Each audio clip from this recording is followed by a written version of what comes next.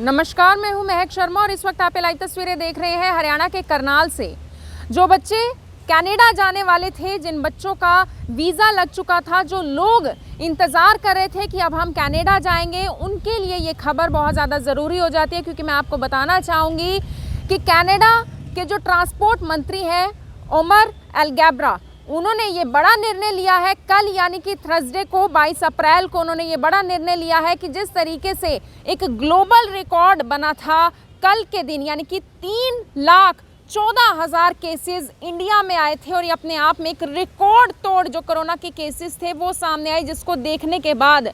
India की बात करूं और हमारे पड़ोसी मुल्क देश की बात करूं पाकिस्तान की, इंडिया और पाकिस्तान की जितनी भी कॉमर्शियल फ़्लाइट्स हैं, जितनी भी प्राइवेट फ़्लाइट्स हैं, उन पर कनाडा ने पूरे 1 महीने के लिए यानी कि 30 दिनों के लिए अब पूर्ण तरीके से रोक लगा दी है। और इसके अलावा अगर मैं कार्गो फ्लाइट्स की बात करूं, यानी कि जिन फ्लाइट्स में सामान लोड होता है, एक कंट्री से दूसरे कंट्री में सामान जाता है, जो सामान के साथ लोड होकर जो फ्लाइट्स कार्गो फ्लाइट्स कनाडा जा रही थी, उन पर रोक नहीं लगा है। क्योंकि सामान जाना बहुत ज़्यादा ज़रूरी हो जाता है, ट्रांसपोर्टेशन उसकी होना बहुत ज़्यादा ज़रूरी हो जाता है। लेकिन जितनी भी कॉमर्शियल फ़्लाइट्स थी, जितनी भी प्राइवेट फ़्लाइट्स थी, उन सब पर रोक लगा दी गई है 30 दिनों के लिए। और हो सकता है ये रोक आगे भी इसी तरीके से कंटिन्यू रहे। क्योंकि अगर मैं भारत देश की बात करूं तो लगातार जो कोरोना के केसेस हैं वो बढ़ते हुए नज़र आ रहे हैं। लेकिन यहाँ पर परेशानी का सामना उन बच्चों को करना पड़ रहा है जो पिछले लंबे समय से इंतज़ार कर रहे थे,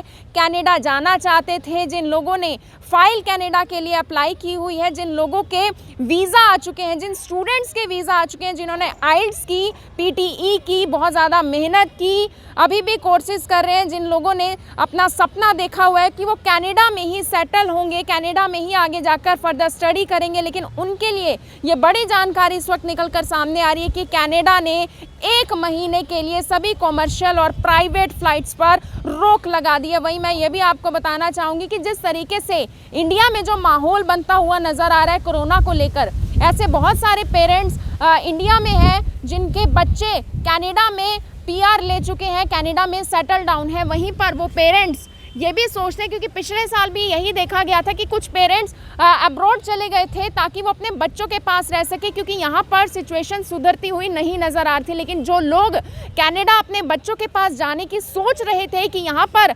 लॉकडाउन ना लग जाए और लॉकडाउन से पहले ही हम कनाडा चले जाएं, उनके लिए भी ये खबर बहुत ज़्यादा ज़रूरी हो जाती है। क्योंकि अब किसी भी कॉमर्शियल और प्राइवेट फ़्लाइट पर जाने का बैन लग चुका है, अब वो कनाडा नहीं जा सकते। वहीं अगर मैं ऑस्ट्रेलिया की बात करूं, न्यूजीलैंड की बात करूं, तो पिछले साल जब लॉकडाउन लगा था, कोरोना आया था 2020 में शुरुआती दौर में, तभी से न्यूजीलैंड और ऑस्ट्रेलिया में बैन कर दिया गया था इंडिया से कोई भी फ़्लाइट जानी,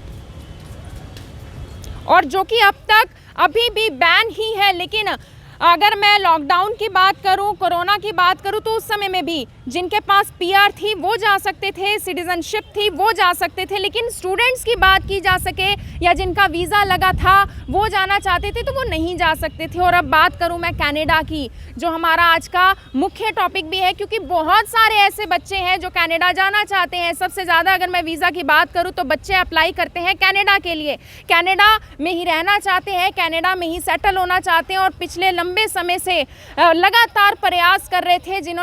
जिनका वीज़ा लग चुका था, जिनकी आइल्स क्लियर हो गई थी। लेकिन अब जो जानकारी उन तमाम बच्चों के लिए निकल कर सामने आ रही है कि अब वो 1 महीने तक तो कनाडा नहीं जा पाएंगे। इस बड़ी जानकारी को आप सभी लोगों से मेरी यही अपील रहेगी कि शेयर ज़रूर करते रहें।